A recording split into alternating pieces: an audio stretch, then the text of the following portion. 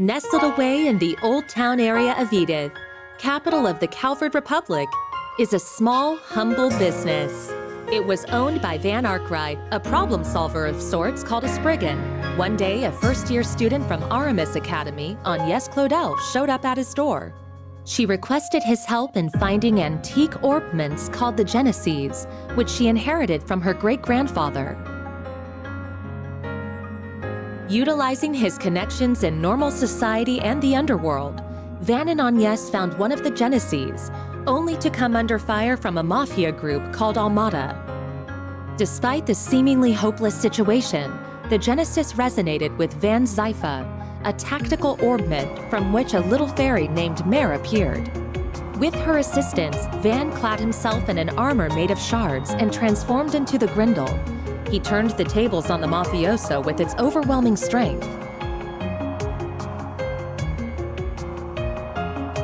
After that, Agnès agreed to work for Van part-time in exchange for his help in finding all 8 Genesis. The two of them traveled all across Calvard in search of them and made a number of new friends along the way. Fairy Al-Fayed, a Jaeger who was raised for a life on the battlefield as a Kruga warrior. Aaron Way, a prodigy and a reckless leader of a group of delinquents from Longport's eastern quarter. Risette Twinings, a service concierge dispatched from the Marduk Company to provide Arkwright solutions with impeccable support. Katra Salesian, a young engineer stationed at the Basel Institute of Science, where he participates in the development of cutting-edge technology. Judith Lanster, a famous actress in the world of film who leads a double life as the Phantom Thief Grimcat. And Beargard Zeman, Van's former mentor, and a man who cast off his old name. Together, they braved countless ordeals and collected many of the Genesis. Though they were hounded at every turn by Armada, who were using the devices to sow confusion and chaos wherever they went. Eventually, Armada's leader, Gerard Dantes, detonated a nuclear weapon in a remote village and wiped it off the map.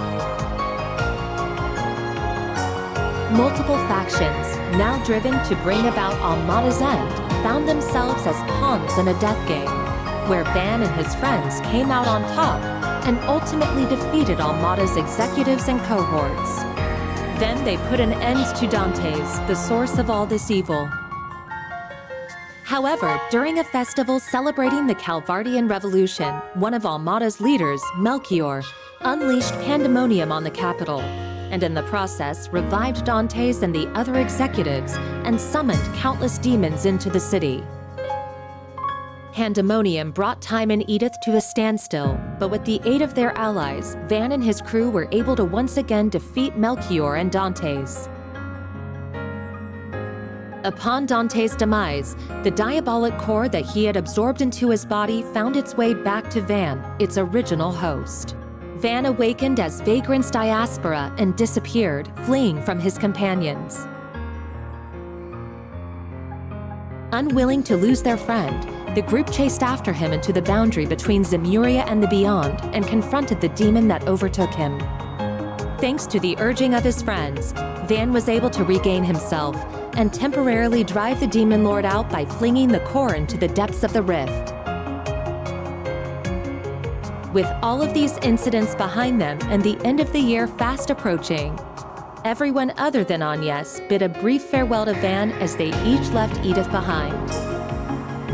But before they departed, they all promised that they'd see each other again in the near future.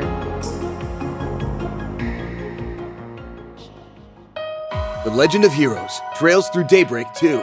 Coming February 14th, 2025 to PlayStation 4 and PlayStation 5.